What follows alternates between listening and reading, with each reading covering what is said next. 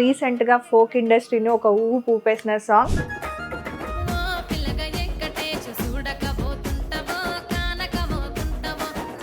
ఓ పిల్లగా వెంకటేష అంటూ అందరినీ ఆకట్టుకొని ఒక ఏమంటారు సెన్సేషన్ని క్రియేట్ చేసిన పూజా నాగేశ్వర్ ఈరోజు నాతో పాటు ఉన్నారు.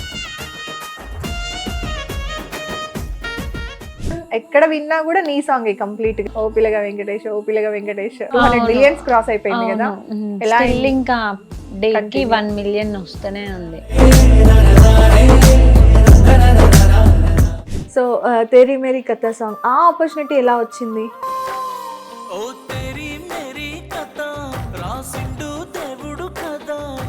టోటల్ ఇప్పటివరకు ఎన్ని సాంగ్స్ చేస్తున్నారు? 100+ చేసిన. అందులో మీకు ఈ సాంగ్ చేయకపోయింటే బాగుండేదేమో అని ఏమన్నా అనిపించిందా? అట్లాంటి సాంగ్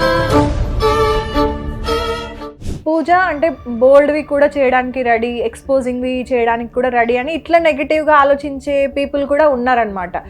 యాక్చువల్లీ అవి బోల్డ్ అండ్ ఎక్స్పోజింగ్. పూజకి ఓ పిలక వెంకటేష్ హిట్ తర్వాత యాటిట్యూడ్ పెరిగింది, పేమెంట్లు పెంచేసింది, తన వే ఆఫ్ బిహేవియర్ మారిపోయింది, రూడ్ గా బిహేవ్ చేస్తుంది అని ఇప్పుడు ప్రతి ఒక్కరు సేమ్ టీంతో లైక్ షూట్ ఇప్పుడు అవుట్ లొకేషన్ లో ఎక్కడో పొలాలలో గుట్టల దగ్గర అక్కడ కొండల దగ్గర అక్కడ ఉంటది కదా, అక్కడ నుండి తీసుకొచ్చి బస్సెస్ అక్కడ ఆటో స్టాండ్స్ దగ్గర వదిలేస్తారు, అక్కడ నుండి ఎవరికి వాళ్ళు వెళ్ళిపోతారు, అక్కడ నుండి ఎవరిది వాళ్ళు చూసుకోవాలి అని చాలా మంది చెప్పారు. ఈ ప్రాబ్లం మేము ఫేస్ చేస్తున్నాము అని చెప్పి. నిజంగా ఆ పాయింట్ లో ఒకవేళ నీకు ఏమంటారు క్వశ్చన్ చేయాలి అని అనిపిస్తే ఎవరిది తప్పు? ప్రొడ్యూసర్దా, డైరెక్టర్దా, లేదంటే ఎవరిది? అంటే నేను క్వశ్చన్ చేయాలని ఎప్పుడన్నా సాంగ్స్ ఆపర్చునిటీ ఇస్తాము, ఫేమ్ ఇస్తాము, లేకపోతే ఇంకేదో చెప్పి మిమ్మల్ని మీతో మిస్బిహేవ్ చేయడం కానీ, కొంచెం వల్గర్గా మాట్లాడడం కానీ, లేదంటే రాంగ్ నెంబర్స్తో టెక్స్ట్ చేయడం కానీ, అంటే ఇంకా నెంబర్స్ ఎక్స్చేంజింగ్.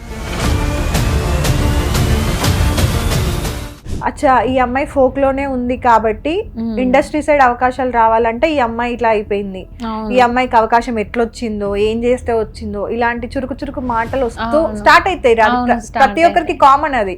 ఇప్పుడే నేను చిన్నగా ఏదైనా వెస్టర్న్ లుక్ లో ఫోటో పెట్టినా, రీల్ పెట్టినా అయిపోయింది, ఒక హిట్ పడిపోయింది, చేంజ్ అయిపోయినావా, నిన్ను మేము ఎంతో పద్ధతిగా అనుకొని నిన్ను